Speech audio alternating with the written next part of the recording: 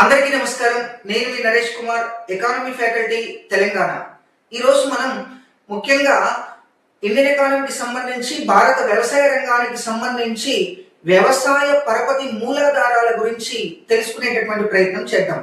Yes అండి, భారతదేశంలో వ్యవసాయ పరపతి 3 రకాలని చెప్పేసి మనం లాస్ట్ క్లాస్ తెలుసుకోవటం జరిగింది. ఇప్పుడు వ్యవసాయ పరపతి మూలాధారాల గురించి తెలుసుకుంటున్నాం. ముఖ్యంగా భారతదేశంలో వ్యవసాయ రంగానికి కావలసినటువంటి పరపతిని ఎవరు అందిస్తారు, ఆ అందించేటటువంటి వారు ఎవరు, ముఖ్యంగా ఆ వ్యవసాయ పరపతి మూలాధారాలు ఎన్ని రకాలుగా ఉన్నాయి మనం ఒకసారి తెలుసుకుందాం.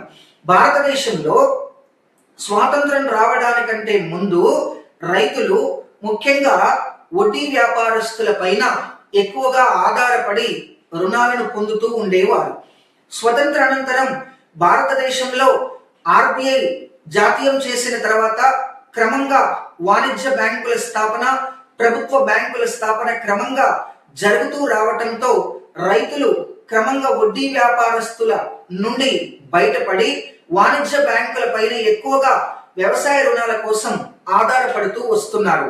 భారతదేశంలో స్వాతంత్రం రావడానికంటే ముందు రైతులకు ఎవరు పరపతి అందించారు, స్వాతంత్ర అనంతరం ప్రస్తుతం రైతులు అత్యధికంగా పరపతి కోసం ఎవరిపైన ఆధారపడుతున్నారు, ఇప్పుడు మనం తెలుసుకునేటటువంటి ప్రయత్నం చేద్దాం. ఎస్ అండి, మనం ముందుగా బోర్డు మీద చూపిస్తున్నట్టుగా భారతదేశంలో వ్యవసాయ పరపతి మూలాధారాలు 2 రకాలు.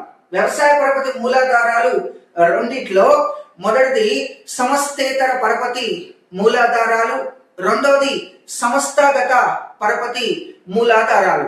ఎస్ అండి, భారతదేశంలో వ్యవసాయ పరపతి మూలాధారాలు 2 రకాలు. ఒకటి ప్రత్యేకంగా సమస్తేతర పరపతి మూలాధారాలు, రెండవది సంస్థాగత పరపతి మూలాధారాలు. ఈ విధంగా ఈ 2 రకాలను గమనిస్తే ముఖ్యంగా రైతులు స్వాతంత్రం రావడానికంటే ముందు అత్యధికంగా సమస్తేతర పరపతి మూలాధారాల పైన ఆధారపడ్డారు.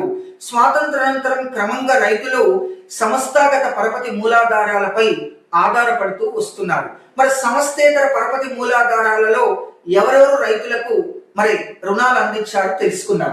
ముందుగా సమస్తేతర పరపతి మూలాధారాలలో రైతులకు అత్యధికంగా రుణాలను అందించినటువంటి వారిలో మొదటి వారు వడ్డీ వ్యాపారస్తులు. ఎస్ అండి, దాదాపు 70% పైగా రైతులు వడ్డీ వ్యాపారస్తుల పైనే ఎక్కువగా ఆధారపడి వ్యవసాయ రంగానికి కావలసినటువంటి పరపతిని తీసుకునేటటువంటి వారు. ముఖ్యంగా వడ్డీ వ్యాపారస్తులు ఏ విధంగా ఉంటారో మీకు తెలుసు. నాటి నుండి నేటి వరకు అధిక వడ్డీని విధిస్తూ, అడ్డగోలుగా వడ్డీని వసూలు చేస్తూ, చక్ర వడ్డీ, భూచక్ర వడ్డీ, విష్ణు చక్ర వడ్డీ అని చెప్పేసి రైతుల్ని పీడిస్తూ వడ్డీని అధికంగా వసూలు చేస్తూ వడ్డీ కట్టలేని పరిస్థితి, అసలు కట్టలేని పరిస్థితి ఉంటే పంటని తీసుకోవటం, వీలైతే భూములను కూడా ఆక్రమించుకోవటం లాంటి పరిస్థితులు వడ్డీ వ్యాపారస్తుల వద్ద జరుగుతూ ఉంటాయి. ఇక రైతులు రెండవది అత్యధికంగా ఆధారపడ్డది కమిషన్ ఏజెంట్లు. ప్రతి విలేజ్ లో కూడా రైతులకు సంబంధించి ముఖ్యంగా కొంతమంది కమిషన్ ఏజెంట్లు పంట పండించడానికంటే ముందే కొంత పంట సహాయాన్ని అందిస్తూ ఉంటారు. వాళ్ళు ఏమని కండిషన్ చెప్పుకుంటారంటే, ప్రత్యేకంగా ఈ పంట చేతికి వచ్చిన తర్వాత మాకే అమ్మాలి అని చెప్పేసి కమిషన్ ఏజెంట్లు కొన్ని షరతుల పైన ప్రత్యేకంగా రైతులకు ఆర్థిక సహాయాన్ని అందిస్తూ ఉంటారు. అందుకే రైతులు పంటలు పండించిన తర్వాత ఆ పంట మొత్తం కూడా కమిషన్ ఏజెంట్లకు డైరెక్ట్ గా చేరుతుంది. వాళ్ళు తప్పుడు తూకాలు చేస్తూ ఉంటారు. డబ్బులు విషయంలో కానీ ఇతరతర విషయాల్లో కానీ రైతులను మోసం చేస్తూ ఉంటారు. ఈ విధంగా కమిషన్ ఏజెంట్లు. ఇక మూడవది వచ్చేసి భూస్వాములు. ఎస్, భూస్వామ్య వ్యవస్థ అనేటటువంటిది ప్రస్తుతం అనేటటువంటి చాలా తక్కువగా ఉంది. కానీ ఒకప్పుడు స్వాతంత్రం రావడానికంటే ముందు, స్వాతంత్రం వచ్చిన తర్వాత కూడా భూస్వాముల ప్రాధాన్యత ఎక్కువగా ఉంది. రైతులు భూస్వాముల పైన కూడా ఆధారపడుతూ రుణాలను తీసుకునేవారు. ముఖ్యంగా ఈ భూస్వాములు రైతులు వడ్డీ చెల్లించకుండా, అసలు చెల్లించకుండా భూములను మరి ఆక్రమించుకున్నటువంటి పరిస్థితులు కూడా మీ అందరికీ తెలుసు. ఇక లాస్ట్ బంధువులు, స్నేహితులు మీ అందరికీ తెలుసండి. ఎస్, వడ్డీ వ్యాపారస్తుల వద్ద దొరకకపోయినా, కమిషన్ ఏజెంట్ల వద్ద దొరకకపోయినా, భూస్వాముల వద్ద దొరకకపోయినా, ఇక ఫైనల్ గా రైతులు బంధువులు, స్నేహితుల వద్ద మరి ఈ వ్యవసాయ రుణాలను తీసుకొని వ్యవసాయాన్ని మరి ఉత్పత్తి చేస్తూ ఉండేవారు. ఈ నలుగురిని కలిపి సమస్థేతర పరపతి మూలాధారాలుగా పేర్కొంటారు. ఇక క్రమక్రమంగా స్వాతంత్రానంతరం సమస్థాగత పరపతి మూలాధారాల పాత్ర పెరుగుతూ వచ్చింది. ముఖ్యంగా భారతదేశంలో స్వాతంత్రానంతరం వాణిజ్య బ్యాంకుల యొక్క పాత్ర పెరిగిపోయింది. ముఖ్యంగా సమస్థాగత పరపతి మూలాధారాలు ఏమేమి ఉంటాయని తెలుసుకుందాం. ముందుగా సమస్థాగత పరపతి మూలాధారాల్లో మొదటిది వాణిజ్య బ్యాంకులు. అండి, భారతదేశంలో ప్రభుత్వ రంగ బ్యాంకులు, ప్రైవేట్ రంగ బ్యాంకులు, ఆర్బిఐ అనుమతి చేత ఏర్పాటు చేయబడినటువంటి బ్యాంకులు వాణిజ్య బ్యాంకులుగా పిలువబడతాయి. స్వాతంత్రానంతరం వాణిజ్య బ్యాంకుల యొక్క పాత్ర పెరుగుతూ వచ్చింది. రైతులు కూడా రుణాల కోసం బ్యాంకుల పైన ఆధారపడటం జరిగింది. రైతులు ముఖ్యంగా వడ్డీ వ్యాపారస్తుల పైన ఆధారపడితే వారు అడ్డగోలుగా వడ్డీ విధిస్తారు, ముఖ్యంగా తప్పుడు లెక్కలు చేస్తూ ఉంటారు. కానీ బ్యాంకులు అలా కాదు, వడ్డీ తక్కువగా ఉంటుంది. ముఖ్యంగా రైతులకు లోను తీసుకోవడానికి ఒక సౌలభ్యం ఉంటుంది. ముఖ్యంగా వాణిజ్య బ్యాంకులు స్వల్పకాలిక పరపతి, మధ్యకాలిక పరపతి, దీర్ఘకాలిక పరపతి అని వసూలు చేస్తూ ఉంటారు. వడ్డీ రేటు నామమాత్రంగా ఉంటుంది. ఆర్బిఐ నిబంధనలకు లోబడి ఉంటుంది. ఒక్కోసారి బ్యాంకులకు సంబంధించి ముఖ్యంగా ఒక్కోసారి ప్రభుత్వాలు మరి ఈ యొక్క రైతులకు సబ్సిడీలను అందించేటటువంటి ఉద్దేశంలో భాగంగా వడ్డీ మాఫీ చేస్తుంది. ఒక్కోసారి అసలు కూడా మాఫీ చేస్తుంది.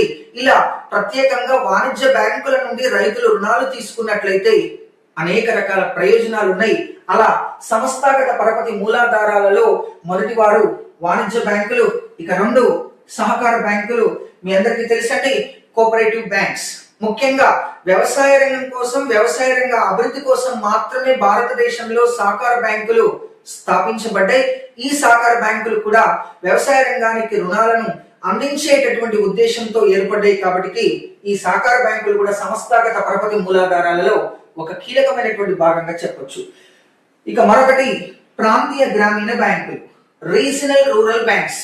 ఇందిరాగాంధీ ప్రభుత్వం 1975 అక్టోబర్ 2న గ్రామీణ ప్రాంతాల అభివృద్ధి కోసం 90% గ్రామాలకు మాత్రమే బ్యాంకులను కేటాయిస్తూ ఆర్బిఐ అనుమతితో ప్రాంతీయ గ్రామీణ బ్యాంకులను అమల్లోకి తీసుకొచ్చింది. గ్రామీణ ప్రాంతాల్లోనే రైతులకు అందుబాటులో రుణాలను అందించేటటువంటి ఉద్దేశంతో ఈ బ్యాంకులు అమల్లోకి వచ్చాయి. ఈ బ్యాంకులు కూడా రైతులకు మరి ప్రయోజనకరమైనటువంటి రుణాలను అందజేశాయి. ఇక లాస్ట్ ఫైనల్ గా ప్రభుత్వం, గవర్నమెంట్ కూడా 1995-96 వరకు కూడా రైతులకు డైరెక్ట్ గా రుణాలను అందించి 1995-96 కంటే ముందు భారతదేశంలో ప్రభుత్వాలు నేరుగా రైతులకు రుణాలను అందించేవారు. ఆ తర్వాత క్రమంగా రుణాలను నేరుగా అందించే విధానాన్ని ఆపివేసి రైతులు తీసుకునేటటువంటి రుణాల పైన వడ్డీ సబ్సిడీ అందించేటటువంటి విధంగా ప్రభుత్వాలు పనిచేస్తున్నాయి. ఒకప్పుడు మాత్రం ప్రభుత్వాలు రైతులకు రుణాలు ఇచ్చాయి. ప్రభుత్వం రైతులకు అందించినటువంటి రుణాలను తక్కువ రుణాలుగా పిలవటం జరుగుతుంది. ఈ విధంగా వ్యవసాయ పరపతి మూలాధారాలు రెండు రకాలు: సమస్థేతర పరపతి మూలాధారాలు, సమస్థాగత పరపతి మూలాధారాలు. అండి, ఎకానమీకి సంబంధించి ప్రతిరోజు మనం మంచి అంశాలు తెలుసుకునేటటువంటి ప్రయత్నం చేద్దాం. పోటీ పరీక్షలకు ఉపయోగపడేటటువంటి విధంగా central government notifications, state government notification సంబంధించిన ప్రతి పాయింట్ ఆఫ్ వ్యూలో ఎకానమీ అంశాలు వస్తూ ఉంటాయి. అలా వాటికి రిలేటెడ్ గా మనం ఇండియన్ ఎకానమీ, తెలంగాణ ఎకానమీ అంశాలను, ముఖ్యంగా సమకాలీన సమగ్ర విశ్లేషణతో కూడిన అంశాలను ప్రతిరోజు తెలుసుకునే ప్రయత్నం చేద్దాం.